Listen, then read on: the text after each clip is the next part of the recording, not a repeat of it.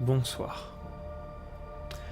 Ce soir, comme on en a l'habitude maintenant,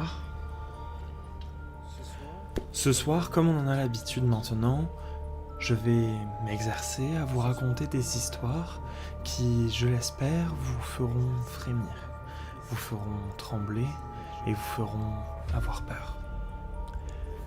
Non seulement ça, mais je raconterai uniquement des histoires vraies.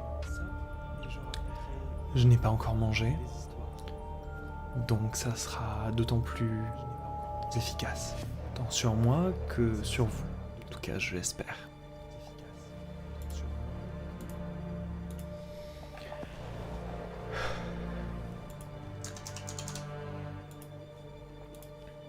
La pub, le message n'est pas parti sur mon propre serveur.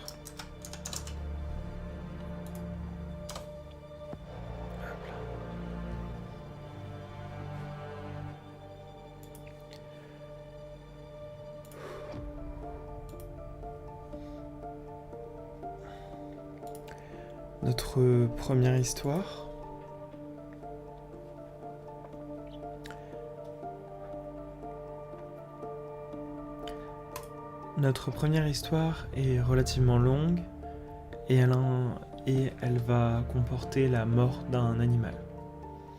Donc si c'est un possible trigger pour vous, je vous recommande de quitter ce stream.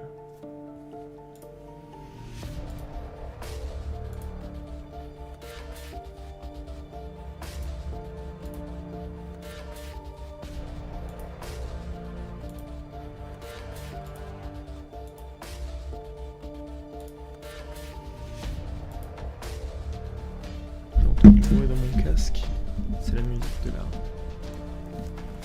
musique de la bande son que vous entendez en arrière-plan.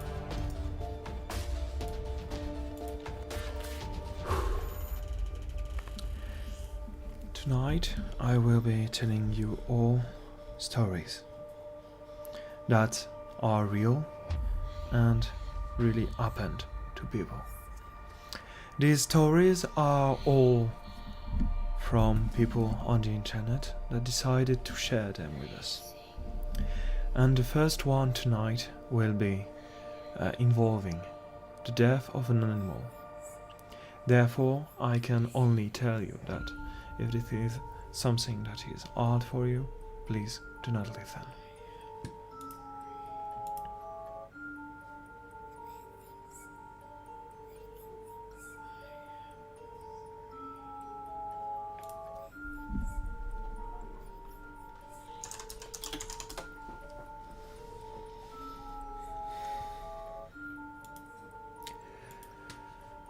Okay, I'm gonna put the chat in non-follow mode. The bot doesn't seem to be there tonight, so I'll take advantage of that.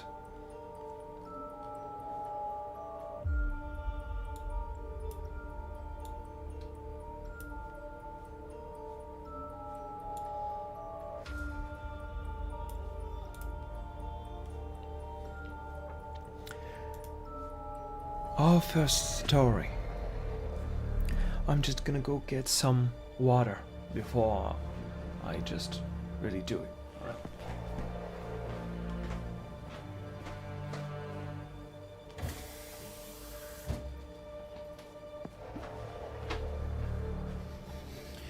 Alright.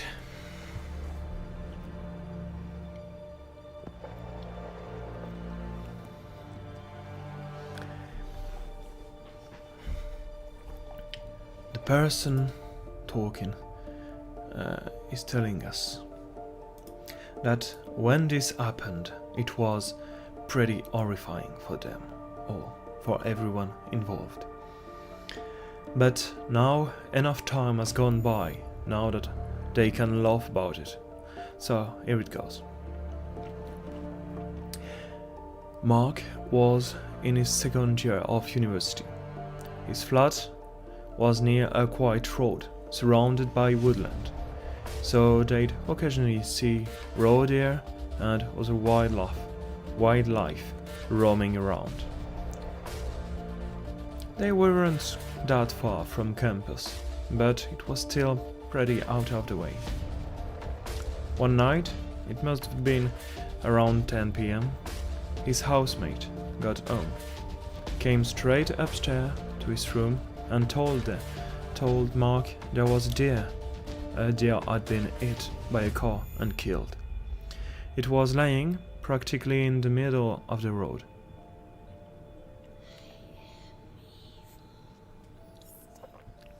There weren't many street lights at the time, so it posed a serious risk to any driver who might not see it in the dark. It could flip up and go through some windscreen, or cause them to swerve into a tree. They considered calling campus security to come and remove the deer, but they knew it would take them a while to get there, so they figured they might as well try and move it off the road and onto the pavement. Mark grabbed some heavy-duty plastic garbage bag, and his housemate brought a torch. When they got to the place where the deer was, Mark gingerly put his hand on the neck of the beast to check that she was definitely dead. Mark almost screamed when the deer came to life, flailing her legs out and thrashing and making the most god-awful groaning noise. It was like a horror movie jump scare. They were both very shaken, thankfully out of kicking range. After that last outburst, the deer unfortunately did pass away, though I think we both secretly relieved. They were both secretly relieved that they didn't have to put her out of her misery. Killing a half-dead animal with a rock was very much not on his 2018 bucket list. No cars had come by yet, so between them both, they were able to wrap the deer in garbage bag and lift it. Once they had it up, it seemed quite stupid to just dump it there on the pavement when the woods were right next to them. They decided to carry it a bit further out and leave it a sheltered woodland area. Mark knew how dumb it sounded now, but at the time it seemed perfectly sensible. You can probably guess what happened next. They'd been walking for a couple of minutes, the bag was licking blood from the deer's hind leg, and it was generally just a pretty messy business. They were talking as they went, and Mark said something about how he hoped she didn't have to suffer too much, and how they needed to find an out-of-the-way place to drop the corpse, all of those things. What they did not know is that not that far away, just out of their line of sight, was a guy, out of a late night smoke. Mark could smell weed, but he didn't have no idea anyone else was around, until they were on their way out of the woods again. At which point they saw him, that man, walking just a few feet ahead of them, very fast, occasionally darting a horrified glance over his shoulder. He was white as a sheet. As they drew nearer, he broke into an outright run, and when they finally emerged onto the street, they saw him disappear around the corner. Mark can only imagine how freaked out he must have been. From his perspective, he'd just seen two people wandering through the woods after dark, dragging a heavy bloody garbage bag and discussing the most efficient way to dispose of a woman's body. They spent the next few days half expecting to receive some sort of call from security accusing them of murder, but nothing ever came of it. Maybe he went back to check for the body and realized what had happened, or he was just too traumatized to report it. Either way, Mark is pretty sure they both gave that man the shock of his life. So to the innocent, weed-smoking guy in the wood, Mark is sorry, and he promises it's not a murder. Well, that's quite a nice beginning for our first story tonight. I hope you liked it. What do you all think about it?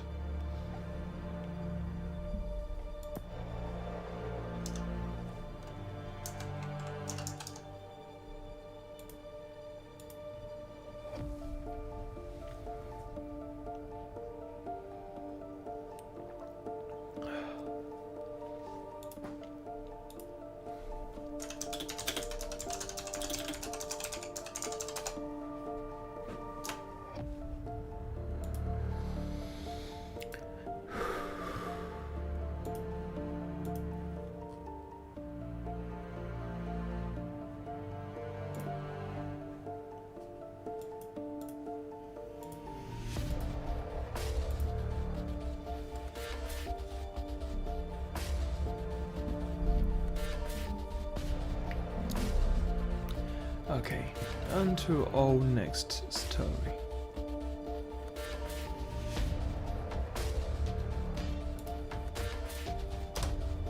My computer does want to work with this to my help a little.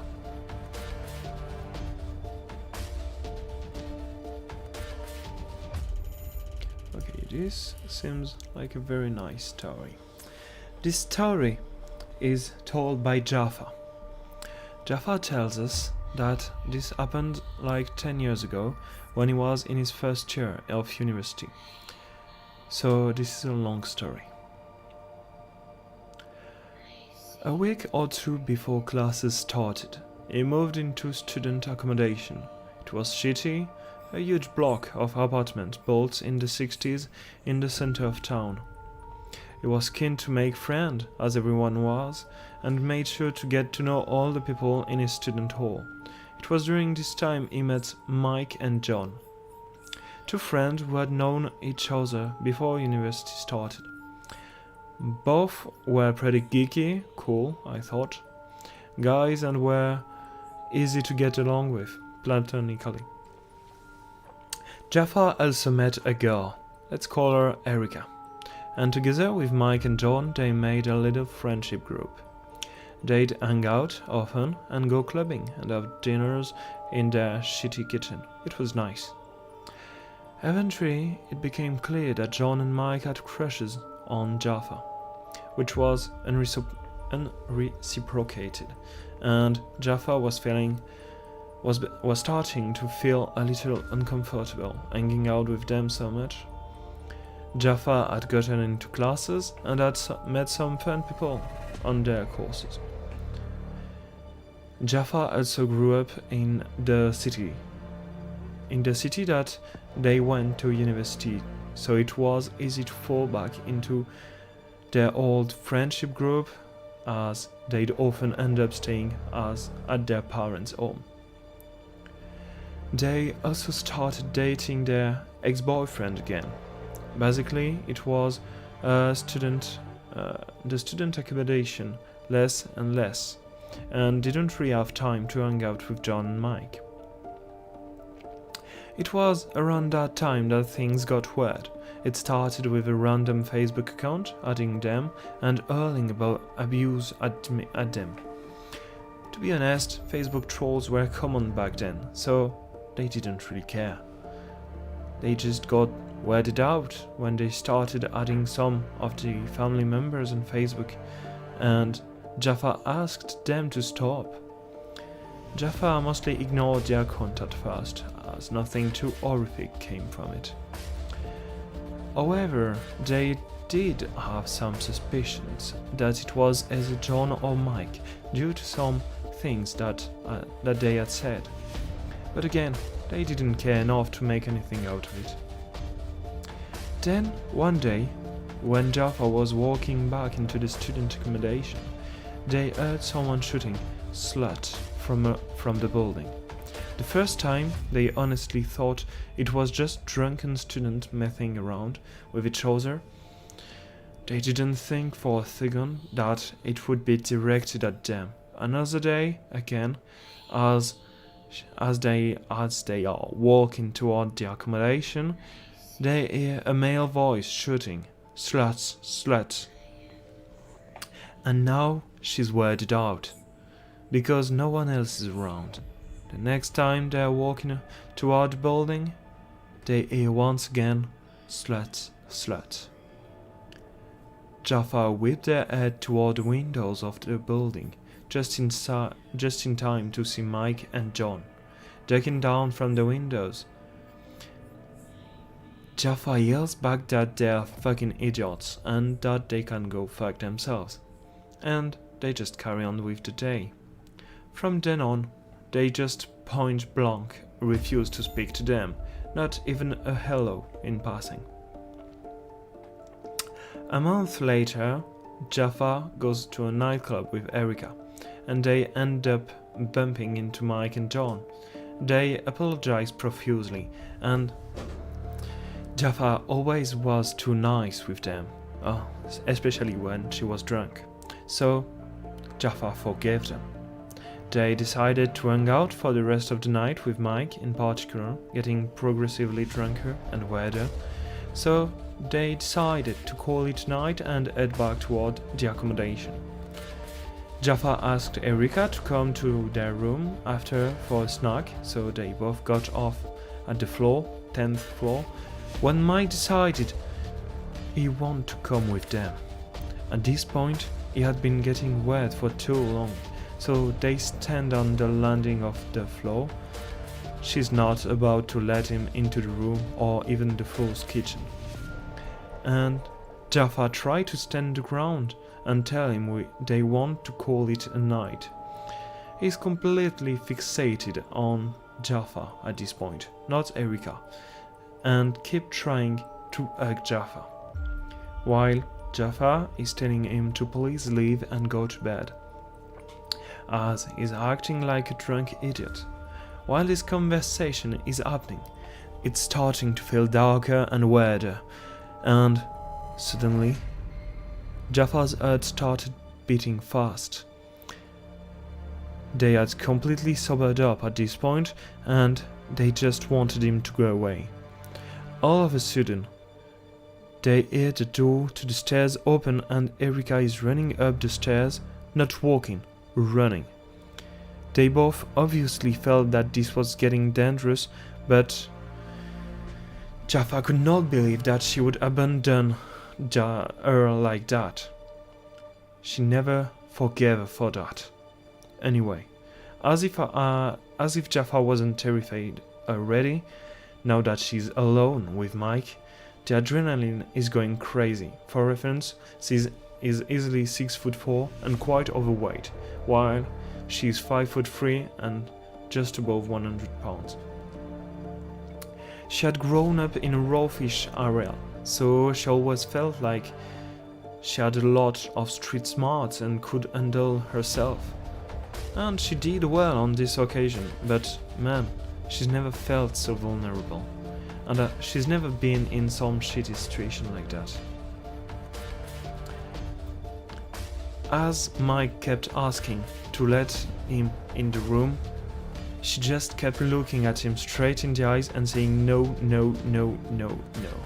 All this time he's trying to pull her in for a hug and put his arm around her waist and kiss her face, and she's just ducking and diving under his arm, pushing him away or just backing away from him. She felt like a cornered animal. This went on for like 20 minutes. She put on a best voice of your authority and says firmly, "You are not coming to my room. This is the last time I'm telling you. I'm getting pissed off now. You need to go to your own room and go to bed." At one point, Mike finally says okay, and while she tried to confidently walk toward her room so he can't see how scared she is,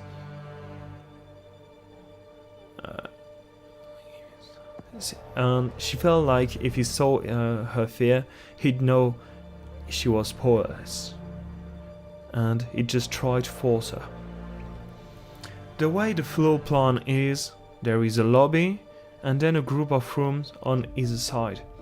There is an initial set of unlocked door you have to walk through, then a short hallway to another door that locks, but we barely ever locked it, and then another hall with the kitchen and all of their apartment door, which we always locked. She walked slowly to the unlocked door, opened them, and then, when she know he can't see her, she ran for her life to the locked door.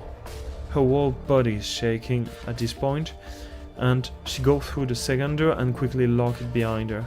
The minute the lock click, she heard the initial set of doors slamming open, and boom, boom, boom, boom, of Mike running down the hall and trying to open the door she just locked. She had just taken her hand off the lock when he started shaking the doorknob and slamming on the door. What's the best? Oh, I'm doing great, thank you. I love this story. And slamming on the door to the point that she thinks he's going to break it. She ran to her apartment and locked her apartment door. At this point, she just wants someone to save her. She's freaking out, so she calls her boyfriend. It's a toxic as fuck boyfriend, and you think she is exaggerating, and that she'd probably let this guy on. She promises all of you she did not. She was never flirty, and Mike had no reason to think she ever liked him like that. Why she's trying to convince him to come and get her because she's scared, but he refuses. All the while she can hear Mike banging on the door. They speak for 15 minutes and hung up. When they hung up, she have about 30 to 40 missed calls, all from Mike. He'd also left several voicemails, all of them saying the same crap. It was him speaking in this weird high-pitched voice. Please, Jaffa, please, I just want to watch you sleep. Please, Jaffa, I promise I won't do anything. I just want to cuddle with you. Please, I just want to lie in bed with you. Please. This went on and on. It was grossed. It was grossing Jaffa out so much. She just wanted to sleep, but she felt so unsafe, and she still could hear him trying to open the door to the hallway. Eventually the banging subsided and she started feeling safer. About 10 minutes later, the fire alarm goes off. She could not believe how unlucky she was. They have to evacuate the building. She's contemplating just staying in her room because she's terrified Mike is still on the floor, but she heard the people on either side of her room opening their door, and she thinks it's just safer to be with people at this point. They go downstairs and outside, and she spots Mike scouring the crowd, obviously looking for her, glassy-eyed and crazy looking. She just tried to make herself as small as possible and stay hidden amongst the crowd. 5 men end up coming, and after 20 minutes they shoot for everyone from floor 10 to come forward. Out of 18 floor? She didn't know why, but she thought Mike had put them up to it so he could find them, which is obviously silly, but she was hesitant to expose herself from her hiding place and go over to the firemen. Once she do, the firemen start asking them which one of them set off the fire alarm because it came from floor 10. She don't know why, but it took a while for it to register to her that Mike had set off the fire alarm on the floor when he realized she wouldn't open the door to try and flush her out. What a psycho. She's still crying. She's still trying to keep a mental note of where he is in case he does anything, and see him sitting on the floor crying with John consoling him. Jaffa thinks John spoke some sense into him because she didn't hear from him again, at least that day. She ended up leaving that university a month or so later. Aside from that experience and being seriously disappointed by all my new friends, she didn't particularly like her courses either. Mike kept trying to text her and call her, when he was drunk probably, 4 years afterward, and his little troll account kept trying to find out where she'd gone and what she was up to. She hoped he got help in the end, or at least learned how to handle his drink, so Mike, let's not meet again. Good evening, Tipody. Good evening, everyone. This was our second story. It was quite creepy, actually. I think it just so fucked up that this man can't take no for a no. He tried to get in someone's place just to watch them sleep. What is wrong with people this day?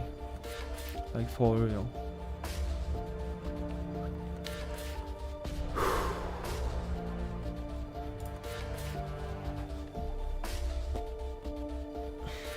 Do you prefer it when I'm talking in English, or do you prefer it when I'm doing it in French? That's why consent is and remains the most important thing. Yeah, but that's the problem. This man doesn't know what consent is, I think, at least.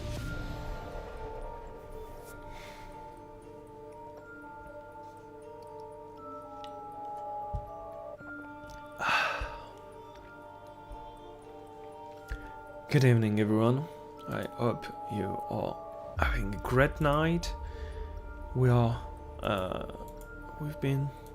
I've told you 2 stories already.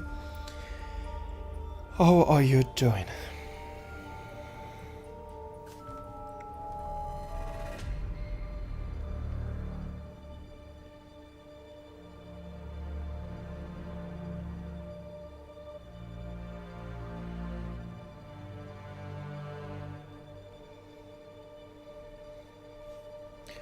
I like both. Both are pleasing to the ears, and your content are really good quality and great ambient, no matter the language.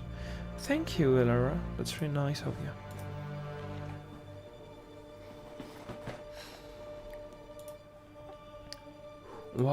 What do you think about that last story? I think it's just so creepy how people just get out of their way to do what's pleasing to them.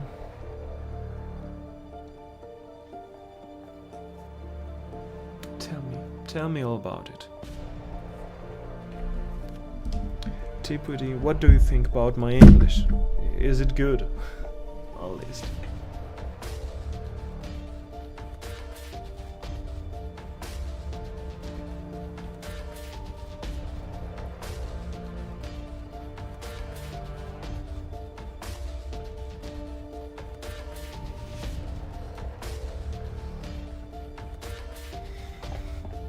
Nice, that's the point.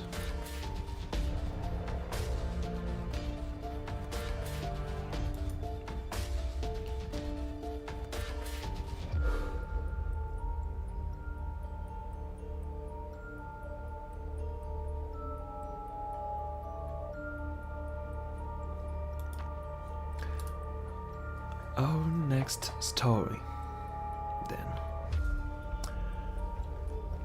The story is the story of Molly, a very independent woman who has multiple chronic illnesses which disable her, so her independence look a little different to what yours might. She's 24 and she uses a wheelchair when she's out and about, or even when she's inside of her own house.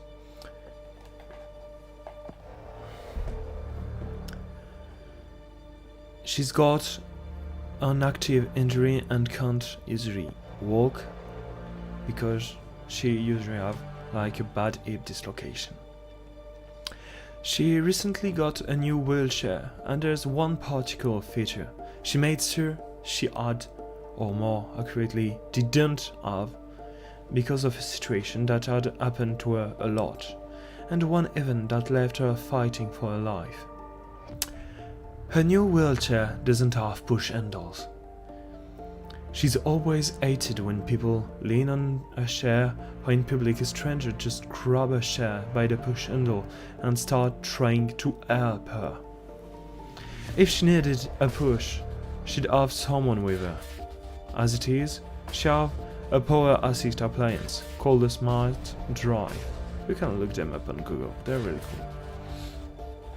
Her Smart Drive has given her an independence back, as she did used to be reliant on others to push her. But now her nifty little fifth wheel does the propelling for her, and she can roll alongside a friend, get up hills, and it generally just means she can leave the house alone. But some people see a wheelchair and assume the helpful stranger position.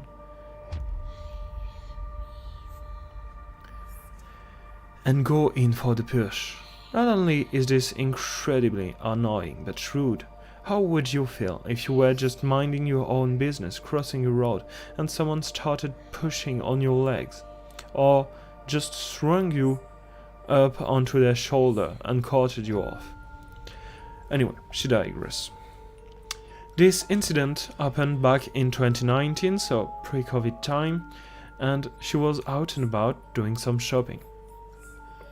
Her old wheelchair had push handles cause she hadn't started off with her Smart Drive, just her manual chair. But at this point she did have her Smart Drive, hence her being out by herself. She also had been wearing a mask far longer than the rest of the country due to severe allergic asthma.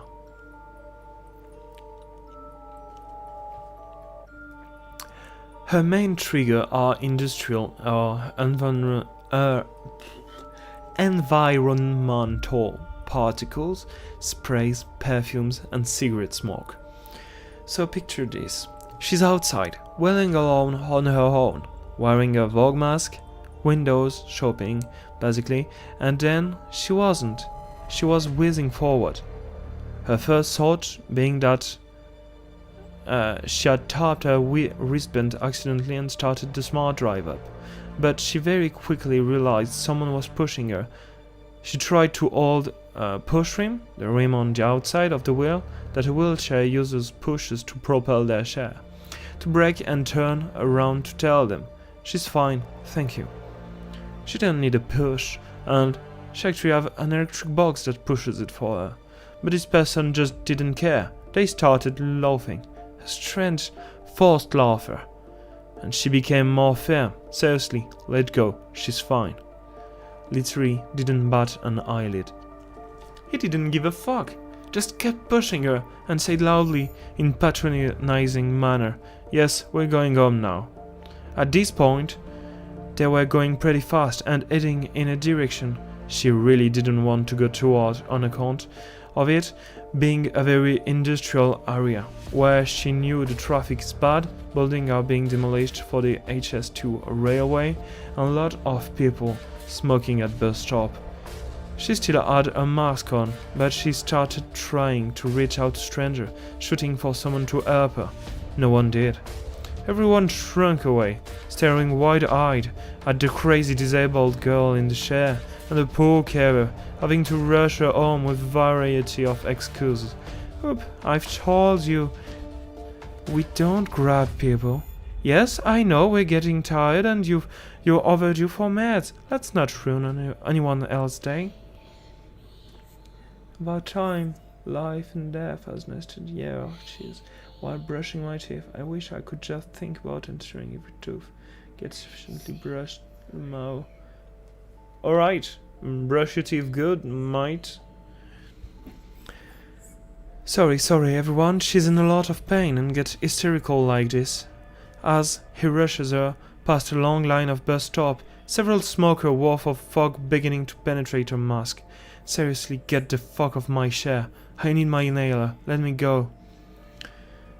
They kept going and turned down a quieter street, where there were literally bulldozers and wrecking balls, and the air was thick with dust.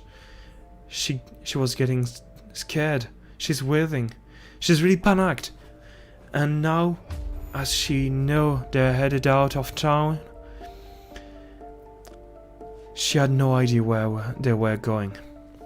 Finally, he fucks up, stopping the chair, coming round in front of her and ripping her mask off, and begin to say, "Listen, you little shit." But before he could get any further, she surprised him with a very forceful kick in the crotch. It counted on her being paralyzed, I guess, and didn't count on two things: her legs walking enough to defend herself, and the power of panic fight or flight when a person's throat is closing up.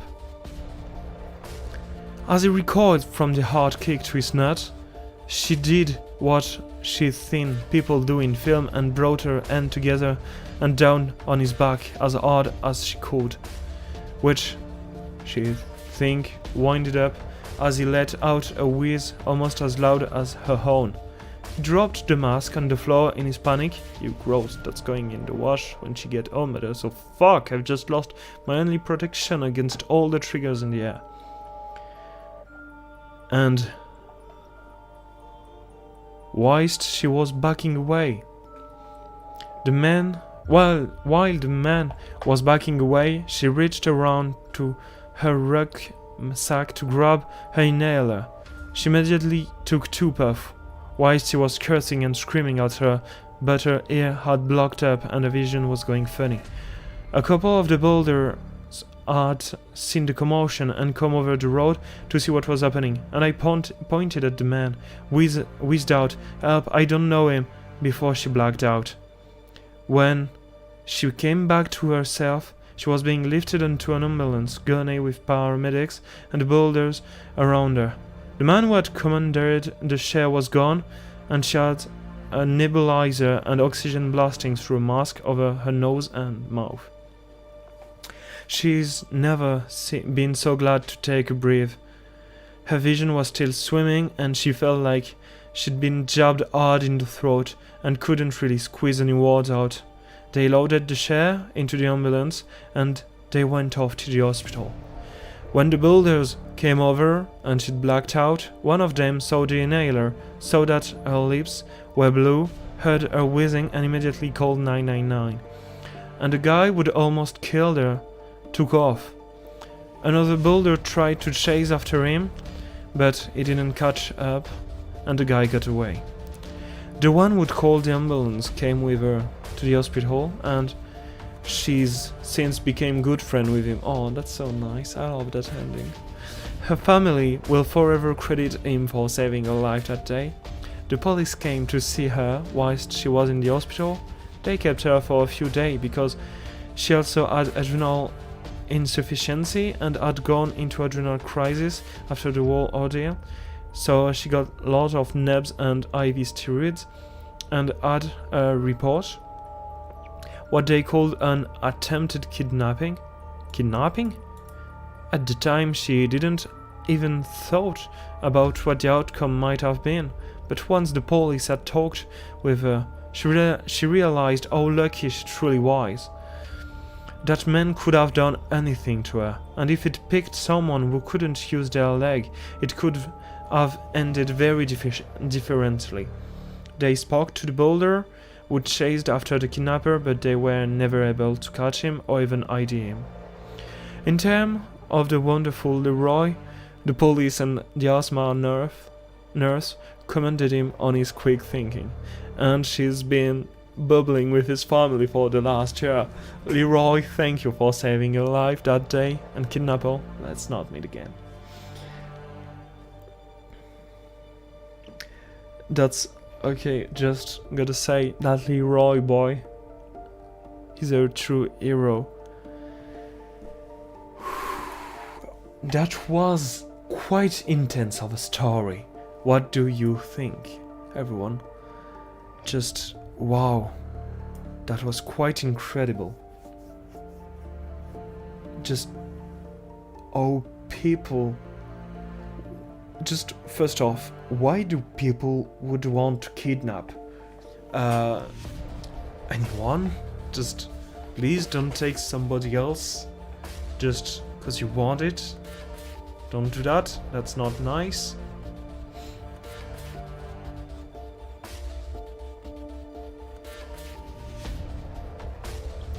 And then that Leroy boy. Quick thinking, everything was great. That story was, well, so intense. Just, wow. I'm a bit, like, weirded out by how that whole ordeal just went. It was really great.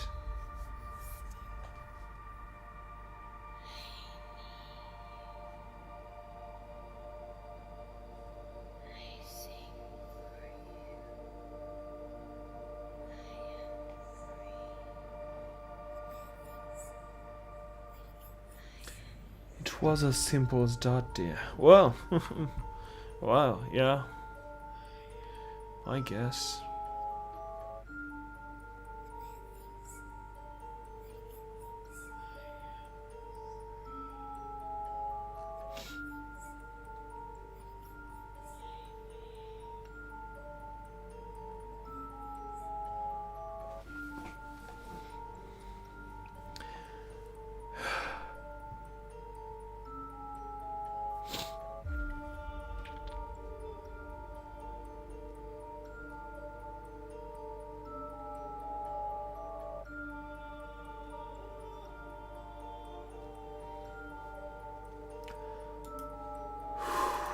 Just gotta, you know, breathe. That was intense. Just gotta say. All right.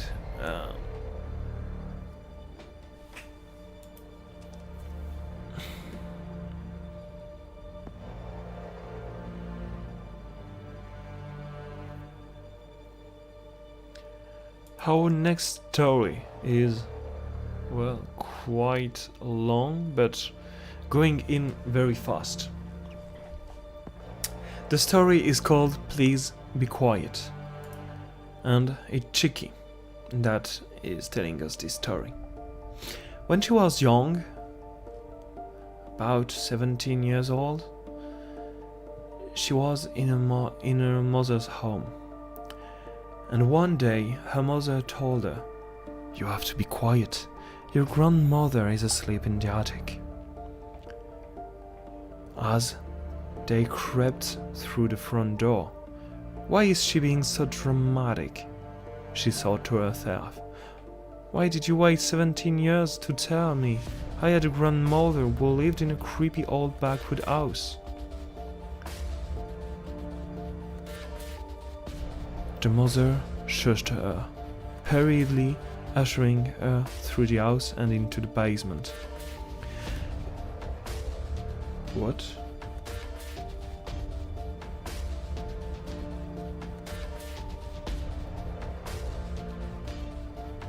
Oh, everything's alright? Everyone, okay, you can hear me? Okay, I don't know, there just was a noise. Got kinda scared for a second. So into the basement.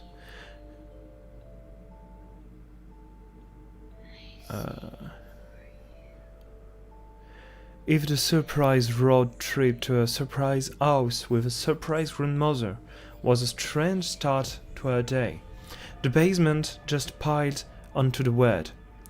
Beige padded cloth wall, thick red carpet, giant soft cushions, supporting a mountain of pillow in clashing prints. This place looks like if a porn set from the 70s had terrible taste. How do you know what a porn set from the 70s looked like? Concurred the mother. Chick rolled her eyes at her. Sometimes she thinks she believes the internet is a figment of her imagination.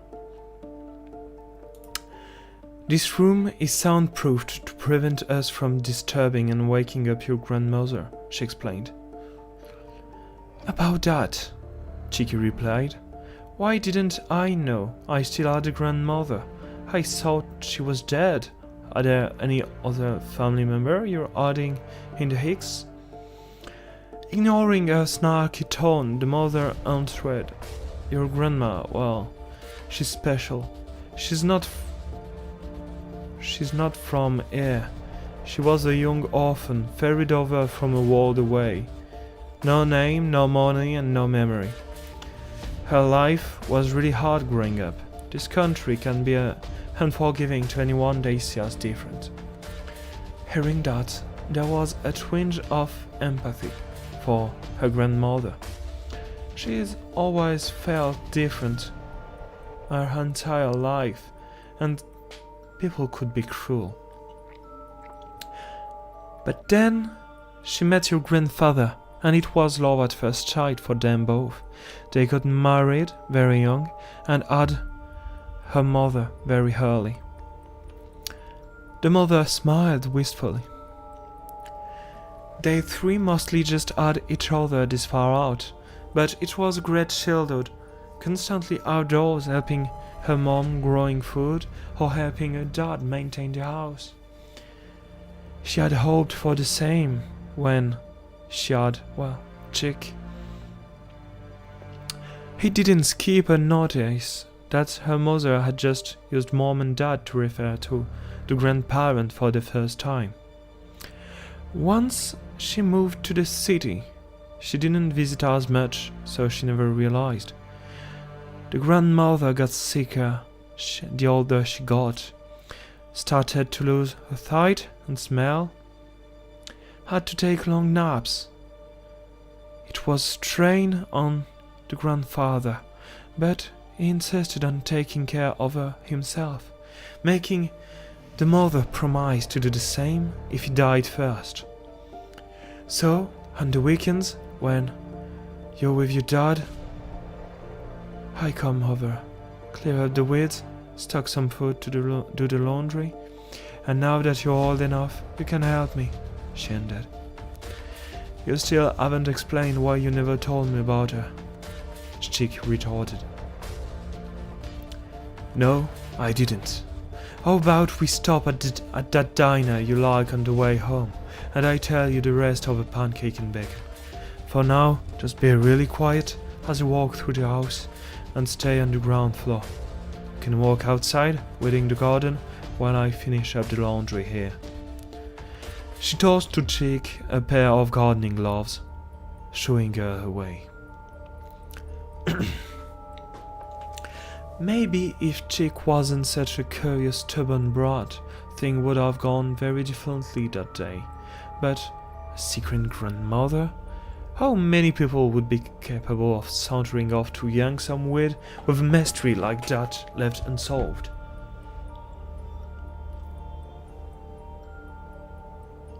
J'ai cru entendre un truc, mais ça... Determined to mend, she headed up to the attic. For an old house, nothing creaked. Climbing the stair was silent, the carpet dampening her footfall. As she stood in the entryway to the attic, she struggled to get a clear look at the sleeping form on the bed, the hazy light weakening quickly with the setting sun. Screw it, I thought. Grandma? She said, barely above a whisper. She didn't move. She took a step forward. Grandma! She said loudly. At first, nothing stirred. Then, the whisper of sheets being slid from a body, a creak of joint as the figure on the bed sat up, straight, head swiveling side to side in the deepening shadow. A harsh groan escaped her as her feet touched the floor, followed by a raspy throttle as the grandmother hunched over on all four. Her bone cracked and bent and warped, each arm and each leg at opposite angle to each other, while her head gradually began twisting around to find the source of the noise. With each jerking twist of her head, Chick felt herself shrink deeper and deeper into herself, praying she didn't see her, praying that she could be quiet enough to be invisible. When her head had turned completely round, the eyes of the grandmother locked onto hers. A flicker of humanity shone in those primal depths. They were deeper and darker than the infinite night sky. She didn't scream, she didn't cry, she barely breathed.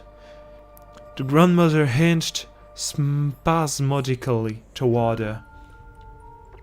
The direction of the last sound she heard, closer and closer. Hey, Xav. She didn't feel the trickle of urine run down her leg, closer and closer. A scream started crawling up the back of her throat, closer and closer. Then she was close enough to smell wet, putrid earth underlaid by a hint of lavender, mixed with the coppery tang of fetid blood. Chick nearly broke, but was saved by a loud bang from outside. A hunter gunshot perhaps, or a car backfiring on a distant road. It jolted the grandmother to action. She opened her mouth in a silent shriek, almost like the sound had physically hurt her in some way, and bolted to the window, shattering the glass as she jumped through it in pursuit of the source of the noise. It felt like an eternity before she could force herself to move again. When her limbs finally walked, she ran to the basement, hurtling into her mother's arm and sobbing uncontrollably. She held and thrust her like she was 5, not 17, rocking her in her arms. She told her what happened. She told her how sorry she was. She didn't listen to her. That she thought she knew better. "It's okay, little lamb," she said, reverting to her childhood nickname. "Do you think I wasn't obnoxious?" See you.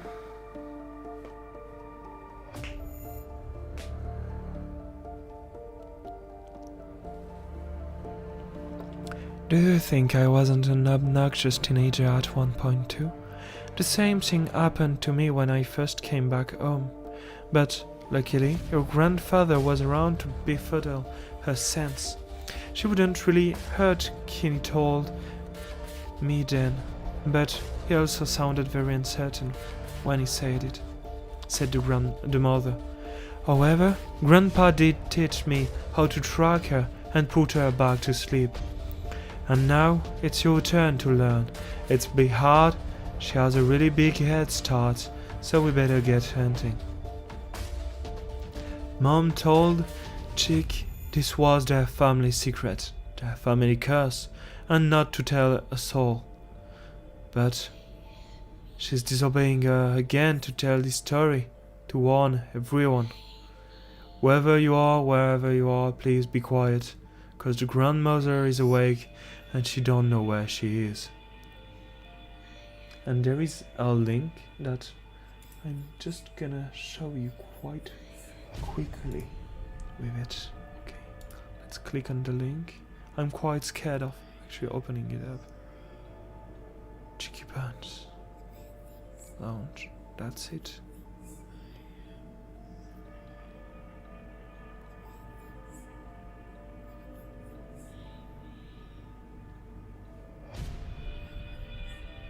Alright, I don't know.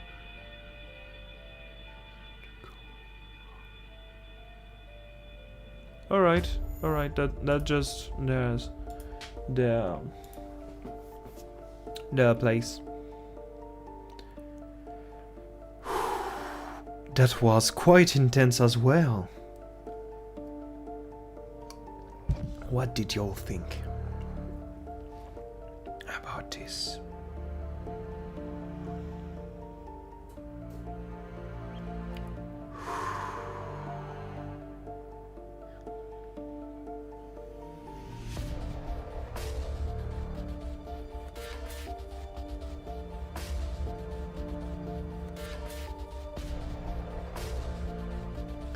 What did you think about this story? What does that grandmother is? What is happening?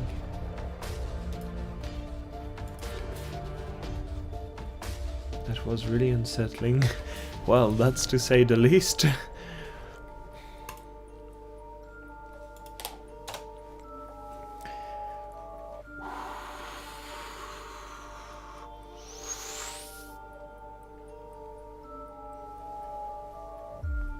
Alright.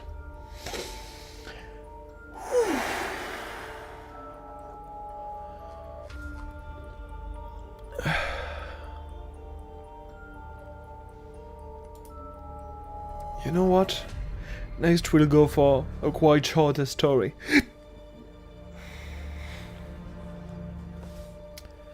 BG was told to work until they turned 18.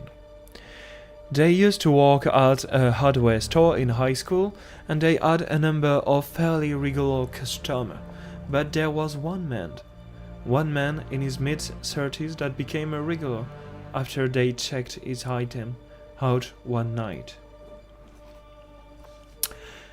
BG noticed that they kept seeing him on their shifts, and he would continually try to strike up an awkward conversation with them, hold up the line until they told him they had to take care of other customers. Their register were in front of large glass windows, so anyone walking outside could see who was walking. Even three started to wait outside the windows to open the glass to get their attention after leaving. BG used to ride their bike to work, and getting off late at night started to terrify them. One night, when they were walking alone, he asked them if he could have their number and if they were 18. When BG told them that they weren't 18, the man asked for their birthday, to which they replied some random date in the distant future. They told the boss about this interaction, and from then on, the boss made sure that BG never walked alone, and he would follow the man as anytime he entered the store, to the point where he just stopped coming. The day of BG fake birthday, or close to it,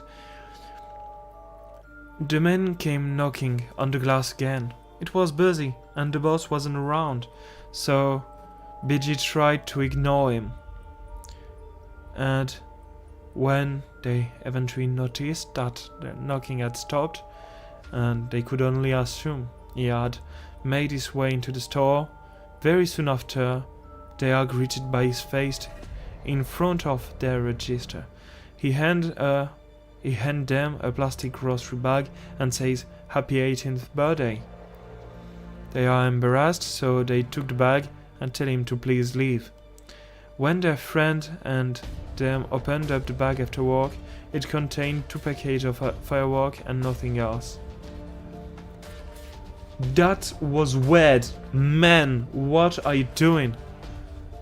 You are in your mid-30s eating on an 18 years old mate, and you just... What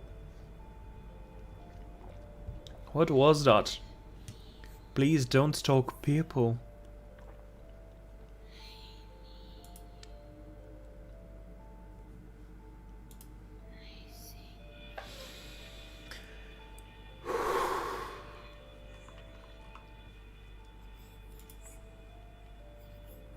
Once again, that was quite intense.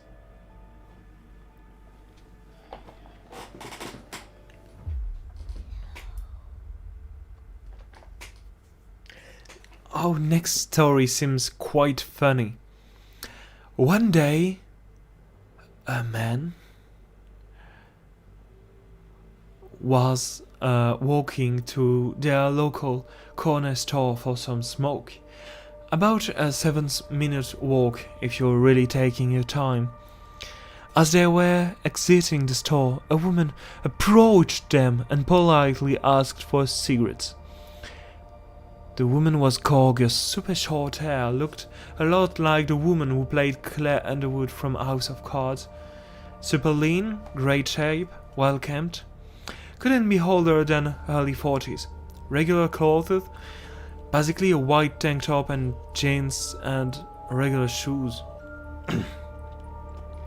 People who are homeless don't always look dirty, but Turbo, how man, immediate impression based off of a mannerism was that she was just taking a break from a walk or something. It was really hot outside. They live in Los Angeles.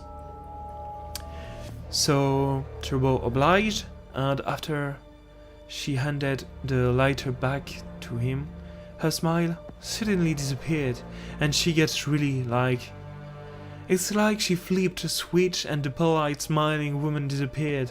It felt like her eyes got dark, like she dissociated. She took a drag and looked him dead in the eyes. Do you know what the fuck is going on too, or no? Turbo had no idea what she meant, so he shook his head, saying no. There was that really mean smirk as she said, "Oh, so you're a dumb bitch too, huh? I swear to God, this fucking something moved into our land, took our jobs." No fucking joke, she did, I said it. "You're Trero, haven't you?" Turbo was completely shocked by this because it was a nonsensical question. He thought it was a joke but couldn't tell that it just couldn't have been. He felt as if she would have attacked him if he even replied, so he just didn't respond at all. She seemed to lose perception of him while she started monologuing. It was getting more aggressive, so he managed to slowly walk away while she started raising her voice to say really horrible shit to no one. Most of it was racist, and he knew she wasn't talking directly to him, but her eyes would dart back to him. He can't explain it well, but I remember getting the goosebump and immediately felt like running, just sudden maximum adrenaline. He kept his cool and walked along the sidewalk of the busy road so there would be witnesses if he happened to be attacked or something. Thankfully, she didn't follow. This wasn't the only time. It felt like she was either waiting around for him or something, because he ran into her multiple times over the entire years of 2019, 2 of them being at the same corner store again. The second time was at a McDonald's on the other corner. It was baked and eating that good, and everyone reacted to a woman crying loudly from a booth that was a few tables behind him. Dread. He don't know how, but he just knew. He couldn't bring himself to look.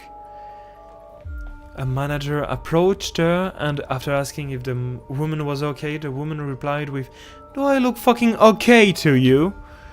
and just kind of went off. Manager threatened to call the cops, so the woman got her stuff together and Turbo just tried to keep his eyes down. As she passed him, right before leaving, like literally her hand pushing the door open, she backs up and glares directly at him. Hey, fucking look at me! Yo, this woman, she radiated wrath. Mama didn't raise no bitch, but he's not fearless. For the first time in a very long time, he was actually terrified to death of another person. He looked up and she asked his name. "Hi, I'm Turbo." She responded with, "You're full of shits, you Donnie, aren't you? Is that you, Trero?" He tried to assure her that he was not in fact Danny Trejo and apologized for being unable to help her find him. She didn't say, well, next time you see him, tell him to go fuck himself. Flipping him the bird and left. The employees checked on him, but he stayed in that McDonald's for an extra hour just to be safe. He had a roommate pick him up and drive him home since he walked. It was less than a 10-minute walk, broad daylight. He just couldn't find the strength to do it, and his body felt so weak and shaky anyway. He hadn't cried about being afraid of another person in over 10 years. Being so afraid of someone who is potentially his neighbor, someone who might be following him. He saw in passing at least once a week that year, until he got too scared to leave his home. They were complete strangers, and he didn't do anything to her except bum her cigarettes. The final time he ran into her was at the corner store again. It was about 5 or 6 months after running into her the first time. She was really nice. She was wearing really nice satin and or silk pajamas, clean white fuzzy slippers, and had a cig in her hand. She saw him walking down the sidewalk, and he didn't even have a choice but to look down and pass her. He ended up looking up and gave her a kind of weak smile, just passing through, kinda softer than the hello coworker's crunched face, you know? She still looked so evil, and he saw that she watched as he rounded the corner. He fucking bolted. Sprinting home took less than a few minutes, but it felt like forever. He couldn't bring himself to go to the corner store for a month after that, especially by himself. Despite having lived in the area for 3 years and befriending the clerks, the neighborhood isn't even a high crime area, and he never felt unsafe until that happened. Just a note, from one afflicted about another, this story is not meant to find actual humor out of those with illness or trauma or addiction. As absurd as it happened, this woman had an affliction that somehow convinced her that, well, he is an actual enemy, in a way that made him feel legitimately threatened. He hadn't seen her in a year, thankfully, and he hoped she found some kind of help. Afflicted Claire Underwood look-alike. He's sorry for whatever they've been through, but, well, we all really hope we never meet her again.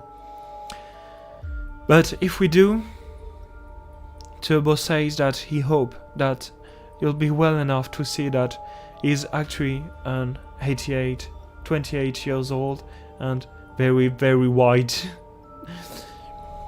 First of all, Turbo doesn't have a car. The stop was next to the corner stop, so he'd usually stop by on the way home. Getting off the bus and avoiding the store kept him out of sight just enough.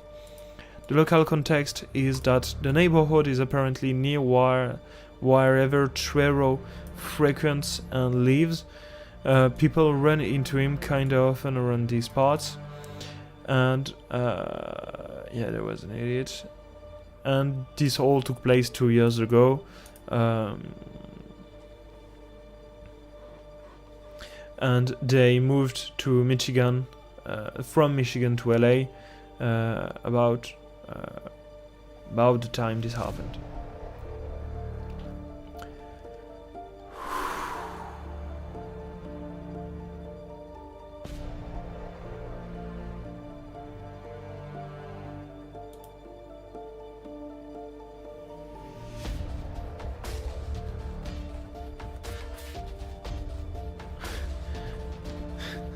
Well, at least we all know it is not Danny Trejo.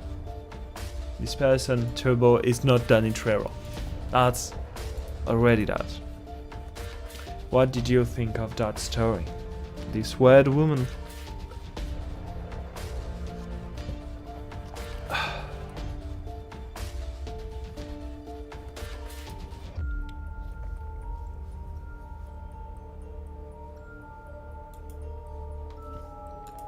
Need some help, apparently.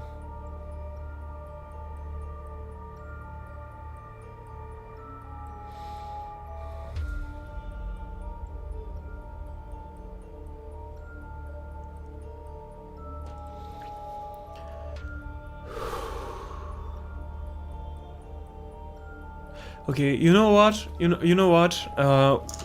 We'll go to some other place because I just can't take any more.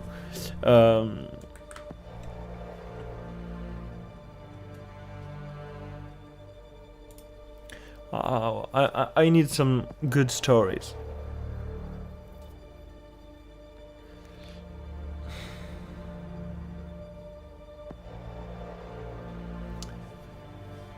Okay, we're going for a quite nice story right now. Je n'ai pas encore joué à ce jeu, mais je peux chercher plein d'informations dessus si vous voulez. Que voulez-vous savoir? Rien. Ok, pas de souci. Oh my god.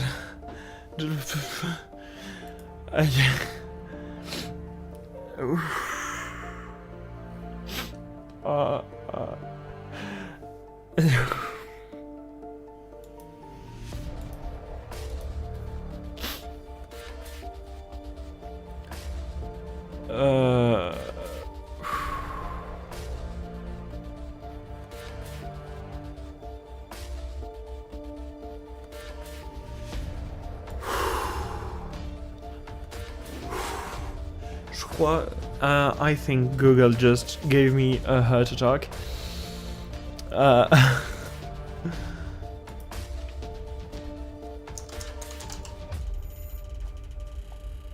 You know what? We're just going for memes right now. So let's go for some wholesome meme. Alright, let me just change the info.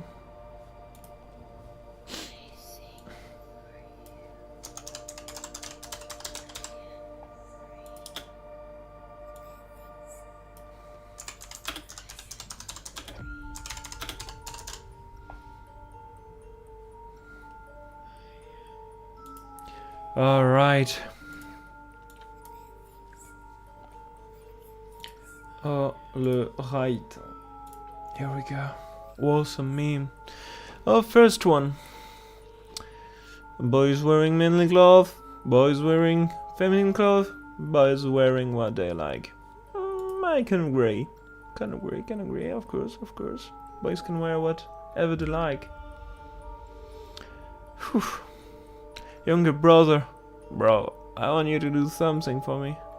I'm busy. I just can't beat this final boss. Ooh, let me help you. Bad vibe, bad thought. Not today. Not today. Crazy plant lady evolution. A gift. The first plant. Oh, I have to get this one. I have to make a watering schedule. Oh no, I don't think this is overboard. She got the Pokemon. Latin money can buy happiness, but it can buy dog. Ooh, dog. Doggy doggy dog.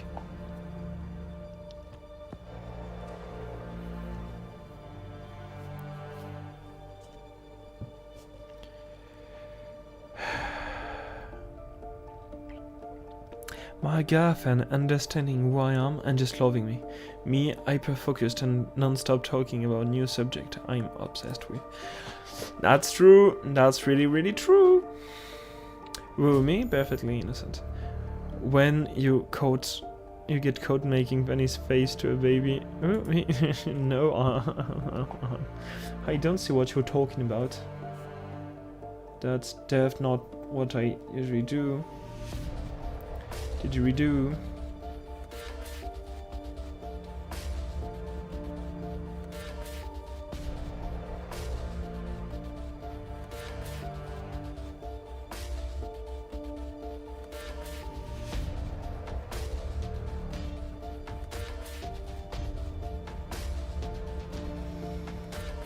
What?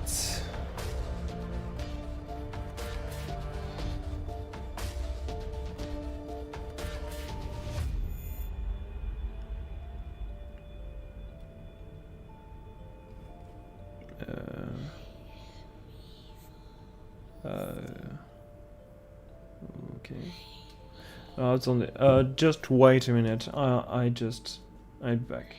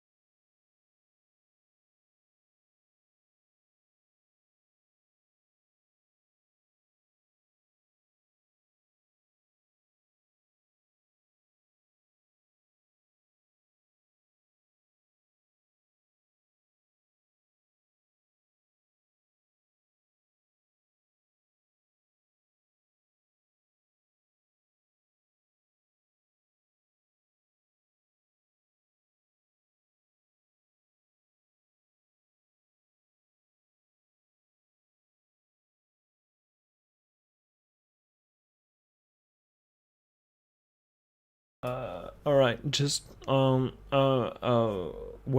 I gotta go. There's something happening right now, so we'll just quickly read someone, just anyone, who could be read.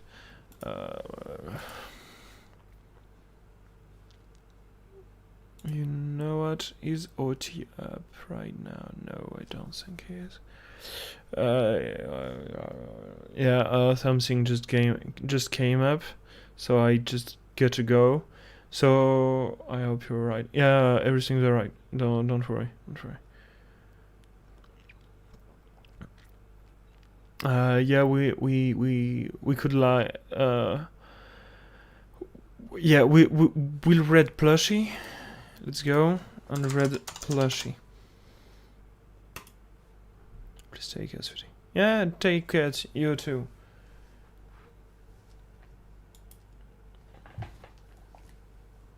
Alright, just a few spectator.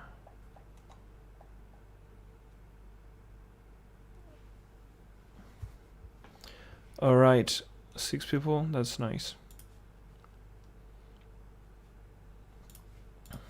Alright, let's go.